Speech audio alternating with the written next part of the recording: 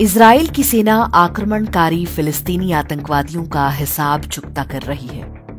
Gaza city पर बम बरस रहे हैं। हमारे देश में बहुत सारे लोग हैं जो मानते हैं कि फिलिस्तीनियों पर बड़ा अत्याचार हो रहा है।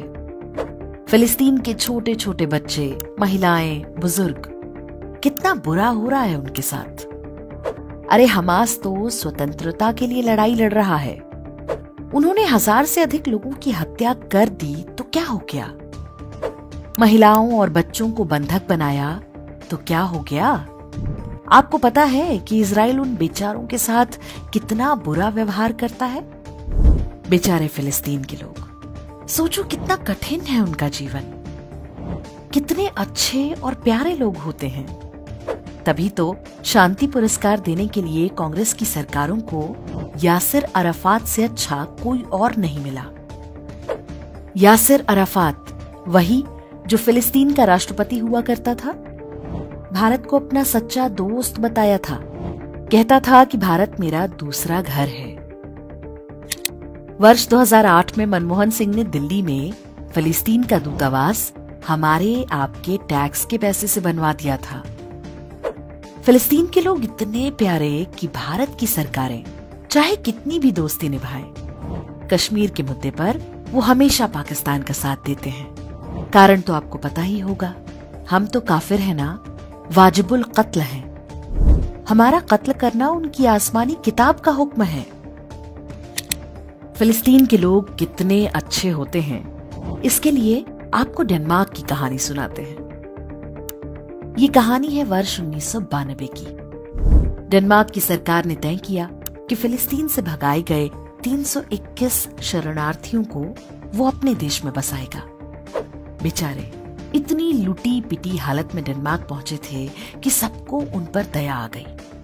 पहली बार हुआ कि डेनमार्क की संसद ने विशेष कानून बनाकर 321 फिलिस्तीनी शरणार्थियों को डेनमार्क की नागरिकता दे दी। तो उन 321 लोगों ने डेनमार्क की सरकार और जनता का बहुत धन्यवाद किया होगा। आप बेघर हों और कोई आपको रहने के लिए घर दे दे तो इससे बड़ा उपकार क्या होगा भला? उन 321 फिलिस्तीनी शरणार्थियों ने तो जीवन भर उस एहसान का बदला चुकाया होगा। वर्ष 2019 में डेनमार्क की एक संस्था ने इन 321 फिलिस्तीनियों का पूरा डेटा निकलवाया और जो बातें पता चली सुनकर आपके होश उड़ जाएंगे। डेनमार्क में शरण पाने वाले 321 लोगों में से 204 गंभीर अपराधों जैसे कि हत्या, बलात्कार और डकैती में पकड़े गए। अर्थात डेनमार्क ने जिन फिलिस्तीनियों को मानवता के नाम पर शरण दी थी, उनमें से 64% दुर्दांत अपराधी थे। सभी 321 फिलिस्तीनी शरणार्थियों ने डेनमार्क की जनता के टैक्स के पैसे पर चलने वाली वेलफेयर स्कीमों का लाभ उठाया। चूंकि जीवन जीने के लिए पर्याप्त पैसे डेनमार्क सरकार दे ही रही थी, तो किसी ने नौकरी चाकरी या व्यापार करने की नहीं सोची। सबने एक्स्ट्रा इनकम के लिए अपराध को ही चुना। इन 321 लोगों ने मिलकर 999 बच्चे पैदा किए। अर्थात हर कपल को 6 से अधिक बच्चे हुए।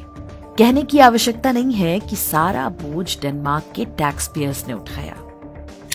इन 999 बच्चों में से 34% गंभीर अपराधों में विभिन्न अदालतों द्वारा दोषी पाए गए। वर्ष 2011 में फिलिस्तीनी बच्चों का IQ टेस्ट कराया गया। 6 से 11 वर्ष आयु के 257 बच्चों के सैंपल पर टेस्ट हुआ। औसत रहा 85, यानी औसत से बहुत कम। अब कम IQ होना इतनी बड़ी समस्या नहीं है, लेकिन कम बुद्धि वाले इन लोगों को कोई जन्नत और 72 हूरों के सपने दिखा दे तो निश्चित ही समस्या गंभीर हो जाती है।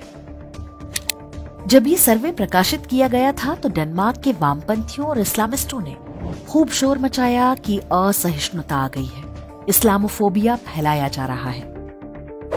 यहाँ पर एक और ध्यान देने वाली बात है कि फिलिस्तीनियों को कोई अरब देश भी अपने यहाँ शरण देने को तैयार नहीं होता। जॉर्डन, इजिप्ट तो बयान जारी करके कह चुके हैं कि कोई फिलिस्तीनी उनकी सीमा में घुसने की कोशिश भी ना करे। अब जरा सोचिए कि भारत में क्या हो रहा है।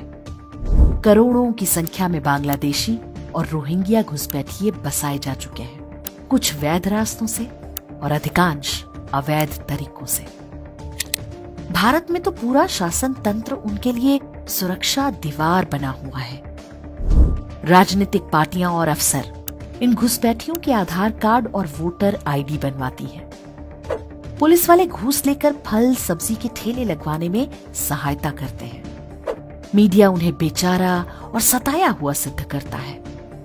देश विदेश से फंड लेने वाले एनजीओ गरीबों की सहायता के नाम पर रोहिंग्या कैंपों पर ही सारी मानवता उड़ेलते हैं। म्यांमार से आकर लाखों रोहिंग्या जम्मू में बसा दिए गए, लेकिन किसी को कानों कान पता नहीं चलने पाया। और जब पता चला तो सर्वोच्च न्यायालय उनकी रक्षा में खड़ा हो गया। दिल्ली समेत देश भर में आज अपराध की जो घटनाएं अखबारों में छपती हैं, उनमें से बड़ी संख्या इन्हीं बांग्लादेशियों और रोहिंग्याओं द्वारा होती है। लेकिन हमारे देश में अपराधों के समाज शास्त्र पर कोई बात नहीं होती। नेशनल क्राइम रिकॉर्ड ब्यूरो यानी एनसीआरबी जैसी संस्थाएं कभी इस बात के आंकड़े जारी नहीं करती कि गंभीर अपराधों में इन मजहबी घुसपैठियों का कितना योगदान है। डेनमार्क जैसा कोई यूरोपीय देश हो या भारत, मजहबी घुसपैठियों के साथ जो मानवता आज वो दिखा रहे हैं, उसका परिणाम उनकी आने वाली पीढ़ियों को भुगतना ही होगा। मानवता और मानवाधिकार मानवों के लिए होते हैं, उन ज़ॉम्बीज के लिए नहीं जिनकी आसमानी किताब ने ही उन्हें चलता फिरता मानव बम बना रखा है।